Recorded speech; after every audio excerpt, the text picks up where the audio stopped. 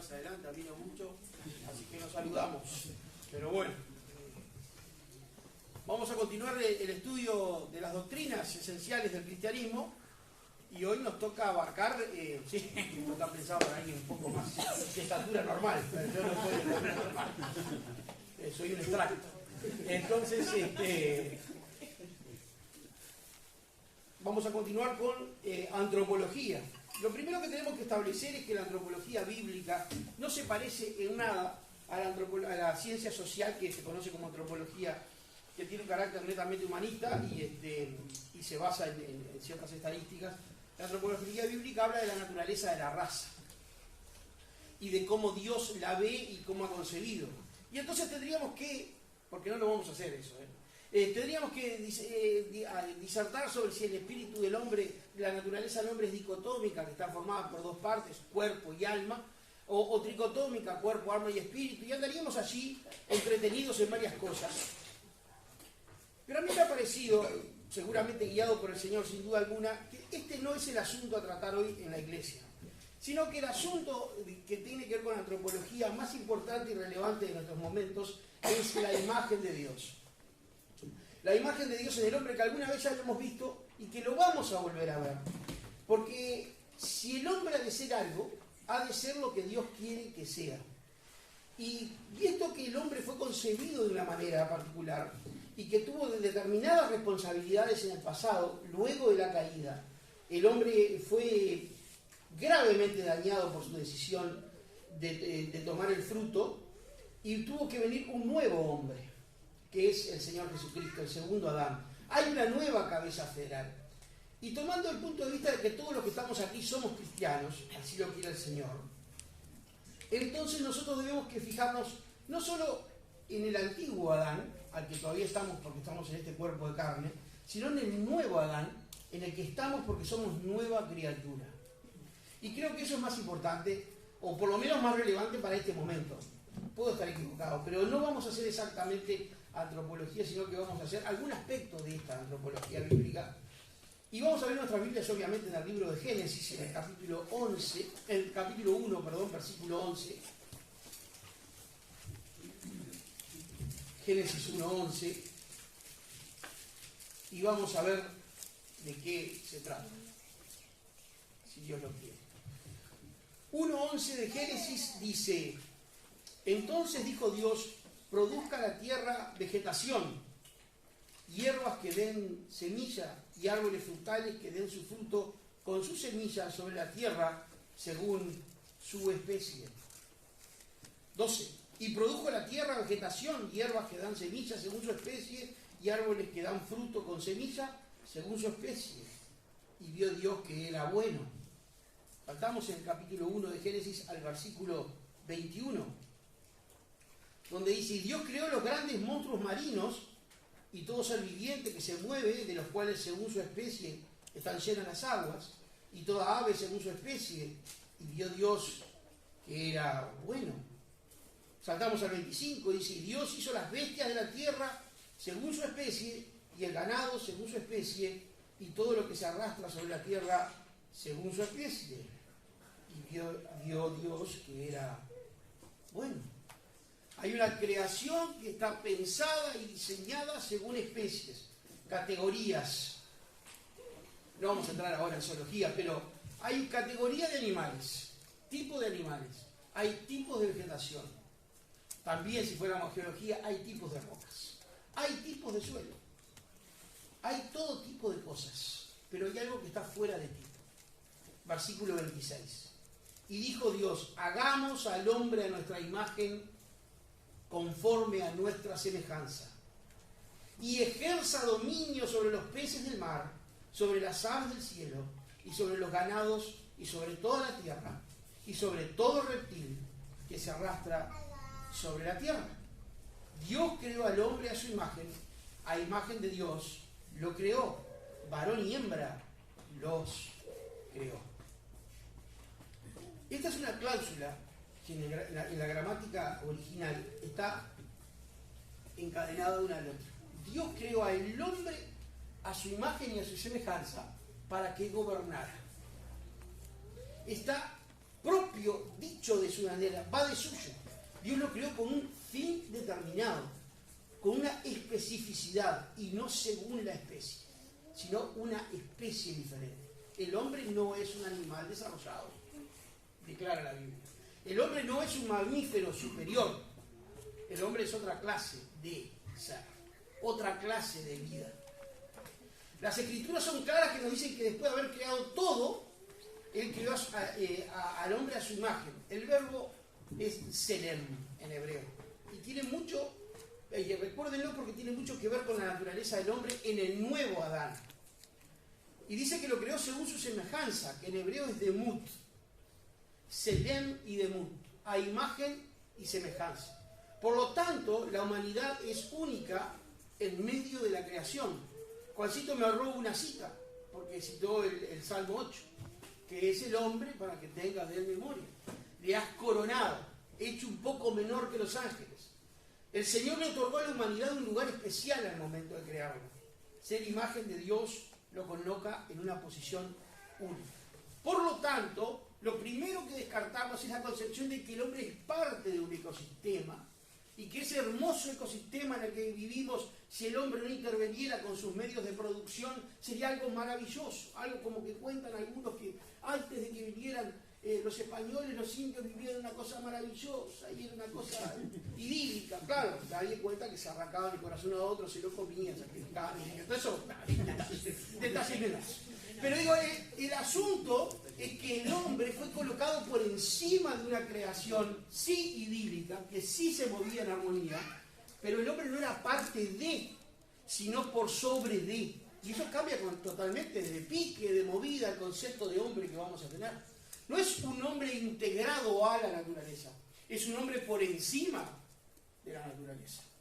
Por encima por motivo de lo que fue creado. No fue creado para meramente integrarla, sino que fue integrado para regirla. No fue integrado para regirla en su propio nombre. Eso es lo que quiso hacer Eva y Adán cuando probaron del fruto, sino en nombre de Dios. Somos como Dios en ciertos aspectos. Lo hemos visto cuando vimos teología propia, ¿se acuerdan? Los asuntos comunicables e incomunicables. Somos como Dios de una manera parcial y limitada, pero Pablo escribió, citando a alguno de los mayores poetas de la época griega clásica, que somos linaje de Dios, lo cual es correcto. Y por lo tanto, somos hijos. Ahí está mi hija, nuestra hija. Se parece a mí en muchas cosas, pero no soy yo. Sin embargo, hay rasgos que son sorprendentemente iguales. Eso es imagen. Pero el hecho de ser limitado por ser criaturas y por el ruinoso estado de nuestro pecado, no nos impide a nosotros manifestar como raza humana, aún caída, cierta inteligencia, amor fraternal, determinada compasión, cierto sentido de la justicia y cierto sentido de la santidad, ¿o no? Sí, cuando nos convertimos estos conceptos son potenciados y cambiados, pero aún en el mundo secular existen estos conceptos. Y esta es la semejanza de Dios, el demut. No obstante, no solo somos un reflejo del carácter de Dios, sino que fuimos creados para ser una representación física de un agente espiritual, el selem. Somos la imagen. ¿Qué significa eso? Que Dios, que es incorpóreo y existe eternamente en tres personas, siendo meramente espiritual, no tiene cuerpo. Pero Él decidió crear un mundo en que la naturaleza sería regida por una imagen de Él mismo. Y esa imagen es la raza humana. Aunque parezca increíble, de esa posición hemos caído. Como hijos de Dios y representantes del Rey, ejercíamos soberanía y gobierno sobre la tierra, en aquel lejano jardín. Y en la antigüedad, en la historia de Israel, vemos que los reinos, los reyes, eran considerados hijos de Dios especiales y particulares e imagen de Dios. O sea que vamos viendo que hay un carácter regio en la humanidad y también un carácter religioso. Como criaturas de Dios, fuéramos creados para gobernar sobre lo creado. Y sobre lo creado, éramos representantes físicos de un Dios. Su imagen, hechos para ejercer un dominio, cuidar del jardín, reflejar su amoroso cuidado, potenciarlo y expandirlo. Recuerden que el jardín estaba limitado y que la idea era que Adán y Eva fueran poblándose de hijos para ir expandiendo el jardín. La idea que el jardín fue dado en determinados límites y el hombre lo expandiría por todo el mundo. Ellos no estaban solos en ese jardín, porque a todas las tardes descendía la presencia del Señor al huerto, a caminar con los hombres. El huerto en sí, entonces, era un lugar santo, un lugar donde se manifestaba la presencia de Dios. Y por lo tanto es sorprendente que la presencia de Dios, Adán ejerciera oficios sacerdotales. ¿Y qué es lo que hacía? Bien, los deberes de Adán eran cuidar y cultivar el jardín, lo dice Génesis capítulo 2, versículo 15. Cuidarlo y cultivarlo. Cuidarlo y cultivarlo, en el original hebreo, son las mismas palabras que reciben en el libro de Números los sacerdotes cuando tienen que servir y administrar en el tabernáculo. Por lo tanto, los deberes de Adán eran representados por los sacerdotes levitas en el santuario y luego en el templo. Por lo tanto, Adán era un sacerdote y un rey. Empiezan a pensar quién fue sacerdote y rey al mismo tiempo, porque no lo vemos en la historia de Israel hasta que aparece el Mesías. Pero esa era la idea central de Dios. El mandato de Dios era llenar la tierra y poblarla, sometiendo todo a un orden divino. El Edén tenía un carácter espiritual y se suponía que la civilización humana iba a empezar a poblar con Edenes, reproduciendo el orden divino, por los cuales Dios se pasearía hablando con muchos hijos de Adán, sirviéndolo de manera sacerdotal. El concepto bíblico entonces de la imagen de Dios es de la siguiente manera: el propósito de Dios es crear una humanidad. Al crear la humanidad era tener hijos humanos que le sirvieran sacerdotalmente en su presencia y ejercieran un gobierno regio, real, sobre su creación. La humanidad debía representar el gobierno de Dios sobre la tierra, al tiempo que representaba su carácter de amor, cuidado y armonía, de lo cual no estaba desprovisto de belleza, de justicia y de provisión. Por todo esto era maravilloso y todo funcionaba bien, hasta que Adán y Eva dijeron: pero ¿por qué vamos a ser agentes de Dios si podemos ser nuestros propios agentes? ¿Y para qué vamos a servir a Dios en esto si podemos ser nuestros propios dioses? Y la historia es bien conocida. Adán y Eva decidieron ser representantes de sí mismos. Ahora, lo que Adán perdió para él y para toda nuestra descendencia, Jesucristo lo recuperó. No solo que lo recuperó al mismo grado, sino que lo elevó al siguiente nivel, al nivel que Adán no alcanzó por su propia decisión. En Génesis 3:15, todos conocemos el protoevangelio de la mujer, de la simiente de la mujer que heriría. Dice: pondré enemistad entre tú y la mujer, entre tu simiente y su simiente, él te herirá la cabeza y tú lo herirás en el talón. Se nos habla de la simiente de mujer. La simiente de la mujer no es otro que el Señor Jesucristo, que no solo derrotaría a la serpiente y a la simiente de la serpiente, o sea, las generaciones inconversas, sino que además restituiría al hombre a su lugar y aún lo llevaría a un nuevo lugar. Si Adán no hubiera caído, seguramente transcurrido, vas a saber qué tiempo, habría alcanzado la posibilidad de comer del árbol de la vida y hubiera vivido eternamente en esa condición. Recuerden que después de que el hombre cayó, ¿qué es lo que dice la Trinidad? Apartemos al hombre para que no toque el árbol de la vida y coma y beba para siempre, porque eso hubiera perpetuado para siempre su estado de perdición y lo haría irredimible. Entonces Dios misericordiosamente aparta al hombre del árbol de la vida para que no quede permanentemente caído y para que sea redimible por la simiente de la mujer, que sería perfecta. Entonces, vemos que en Colosenses capítulo 1, versículo 15, si quieren acompañarme,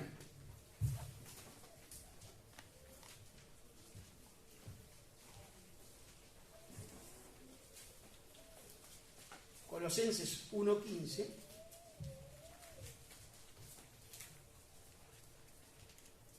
dice, Él es la imagen del Dios invisible, hablando de Cristo, el primogénito de toda la creación. ¿De qué está hablando? ¿Quién era la imagen del Dios invisible en el Edén? Adán. Pero ahora está hablando de Cristo. Él es el nuevo hombre, el nuevo Adán, la nueva cabeza federal. ¿Quién de ustedes se le ocurrió, estando en el jardín, agarrar esa fruta? Ninguno.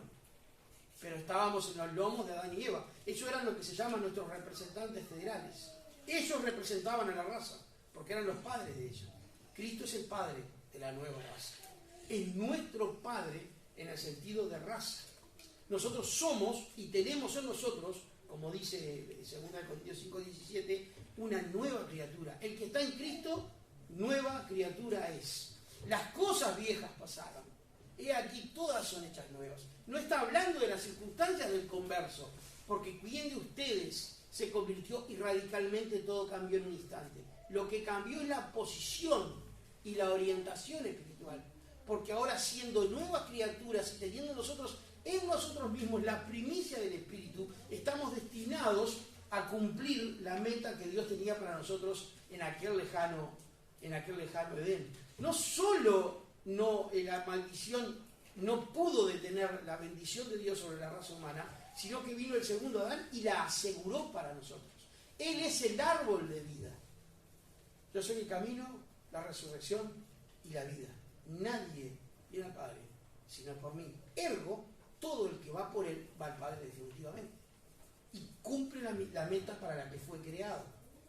La imagen y la semejanza de Dios es que Cristo en nosotros, mediante las primicias de su Espíritu, restaura nuestro sacerdocio y nuestro servicio regio para su gloria. Por eso la Biblia promete que seremos reyes. Gobernaremos el mundo, la parte de la naturaleza que Dios nos dé para dominar. Y también seremos sacerdotes, porque en el oficio que se nos dé, le serviremos a Él. Volvemos a citar a Martín Lutero. El creyente es un sacerdote. Todo creyente es un sacerdote y su sacerdocio es lo que hace. Por eso el cristiano cambia el sentido de su existencia, porque ya no vive para sí, para recibirse, para tener una casa, para tener un auto, meramente como si eso fuera la vida. La vida es glorificar a Dios y volver al Edén. Volver a la presencia de Dios. Volver a un estado de cosas y a un mundo en el cual la presencia de Dios nos sea cercana, permanente y gloriosa. Y nosotros gloriosos con Él. Porque dice la Escritura que cuando estemos en Él, le veremos tal como Él es. Y por lo tanto, nosotros estamos viendo que esta imagen y semejanza de la raza humana está destinada a compartir un compañerismo especial con Dios, un ser delegado. Hoy, en este momento, los arcángeles, los querubines, están delante de Dios.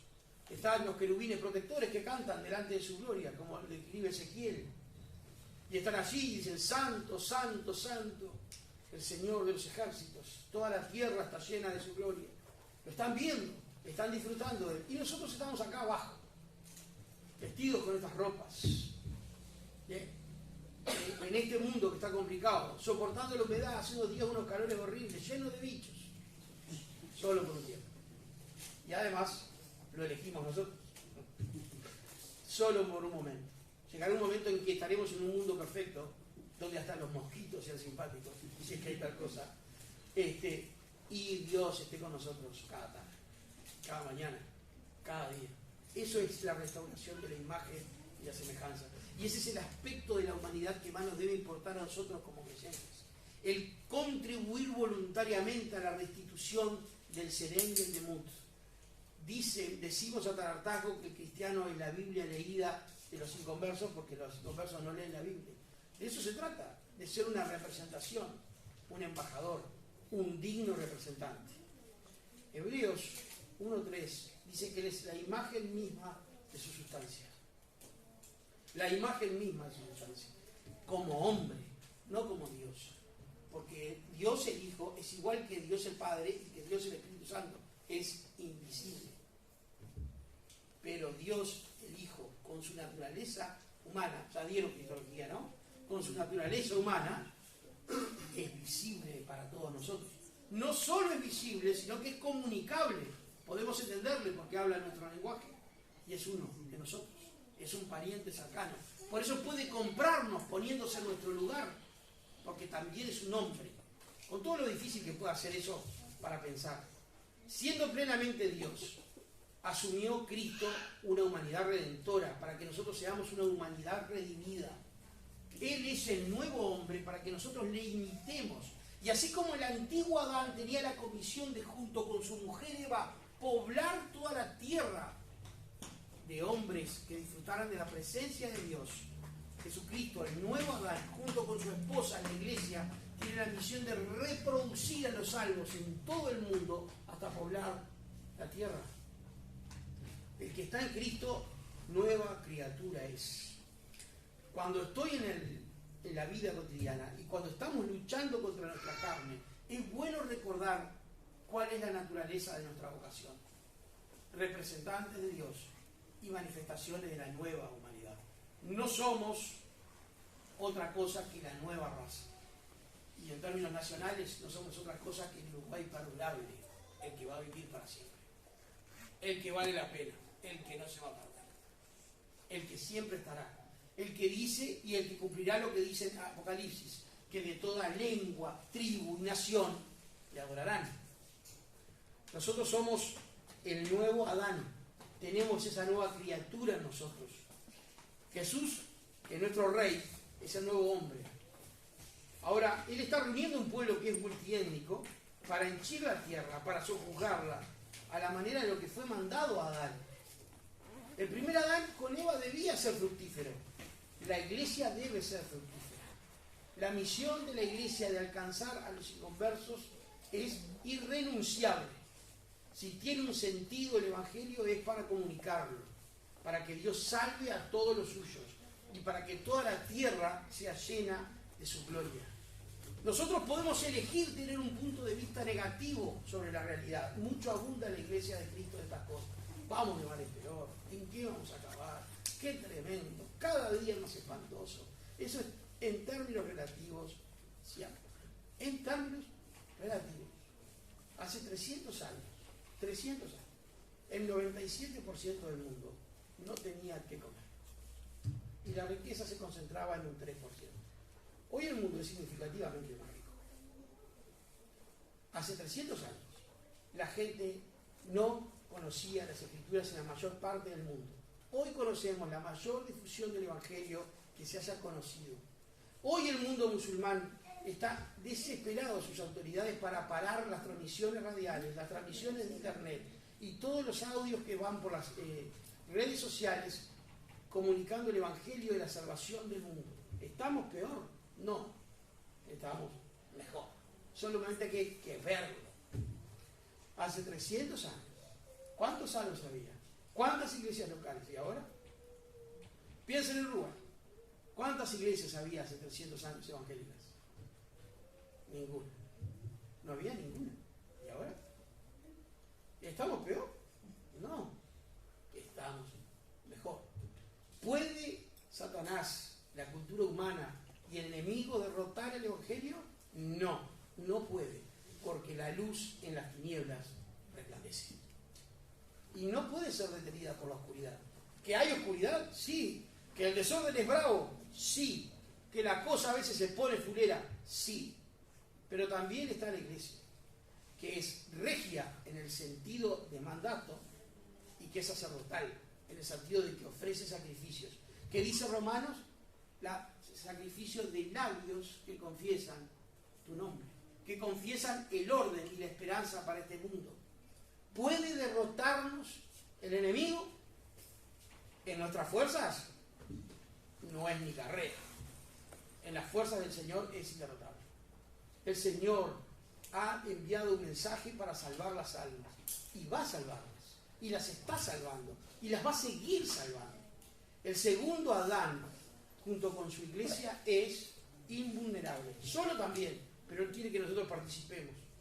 Veamos así en Colosenses, capítulo 1, en versículo 9, cuando Pablo ora por los colosenses.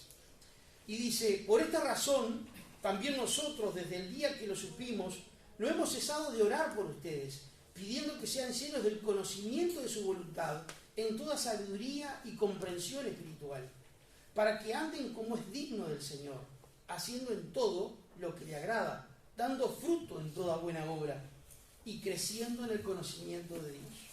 Rogamos que ustedes sean fortalecidos con todo poder según la potencia de su gloria, para obtener toda perseverancia y paciencia con gozo, dando gracias al Padre que nos ha capacitado para compartir la herencia de los santos en la luz.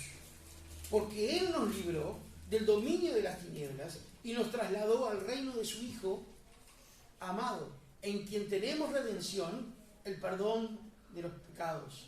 Él es la imagen del Dios invisible, el primogénito o el primero de toda la creación. Él no es creado, pero es el que rige la creación. Él es la imagen del Dios invisible. ¿Y qué espíritu tenemos nosotros? Sino el espíritu de Cristo. Entonces, ¿cuál será nuestra posición en ese reino? Sino el de sacerdotes y reyes. Entonces esa nueva creación está emergiendo en un mundo en caos. El mundo agoniza, pero el cristianismo está saludable. El mundo agoniza, pero el cristianismo tiene esperanza. Y la iglesia no puede ser derrotada por las puertas de Hades. Porque cuando Pedro dijo aquella temprana declaración al Mesías, tú eres el Hijo de Dios, el Cristo, él dijo, bienaventurado eres Jonás, hijo de Simón, porque no te lo reveló carne ni sangre, y sobre esa roca edificaré mi iglesia, y las puertas del Hades no prevalecerán contra ella. Entonces, ¿por qué el temor? ¿Por qué el temor? Las puertas del Hades no prevalecerán contra ella. La iglesia no va a ser derrotada. El pecado va a ser derrotado. Y nosotros somos representantes de ese llamado. Y somos criaturas que como hombres debemos enfocarnos más en nuestra nueva naturaleza que en la naturaleza antigua. Claro que estamos atravesados por pecados, por luchas.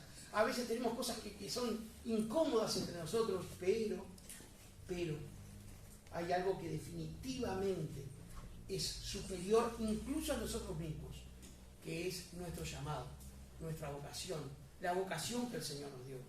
La meta es el crecimiento en el conocimiento de Cristo hasta alcanzar la madurez, la estatura, la plenitud de Cristo. Y uno dice cuando lee al apóstol, bueno, se entusiasmó el apóstol. La estatura, la madurez, la plenitud de Cristo, mucho. Pero podemos ir en esa dirección. Y vamos a ser bien diferentes. Y entonces vamos a ser aquella luz que resplandece en el barrio, que es vista por nuestros vecinos, por nuestros compañeros de trabajo, por nuestros parientes cercanos. Esa luz que el mundo necesita y que no encuentra en ningún otro lugar. El mundo prueba con la justicia social, prueba con aquello, con lo otro, prueba con todo, prueba con el placer. Pero ¿qué nuevo pecado ha inventado el hombre? ¿Es acaso la cultura occidental contemporánea diferente a lo que era la cultura griega? No lo es. Es más, la cultura griega era más depravada que la que nosotros tenemos, porque no conocía ningún rastro de cristianismo. Sin embargo, nosotros estamos aquí, y no para ser perdedores, y no para ser tímidos, sino para ser cristianos que saben que son llamados por Dios para manifestar los dones de Dios. La meta es el crecimiento, la meta es reflejar a Dios en Cristo. Efesios, capítulo 4.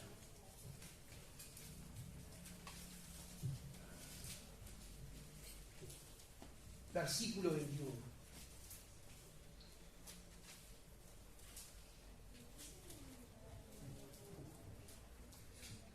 Efesios 4, 21 dice, si en verdad lo oyeron y han sido enseñados en él, conforme a la verdad que hay en Jesús, que en cuanto a la anterior manera de vivir, ustedes se despojen del viejo hombre, que se corrompe según los deseos engañosos, y que sean renovados en el espíritu de su mente, y se vistan del nuevo hombre, el cual es la semejanza de Dios, que ha sido creado en justicia y santidad de la verdad. Por lo tanto, dejando a un lado la falsedad, hablen verdad cada cual con su prójimo, porque somos miembros los unos de los otros. Enójense, pero no pequen. No se ponga el sol sobre su enojo, ni dé oportunidad al diablo.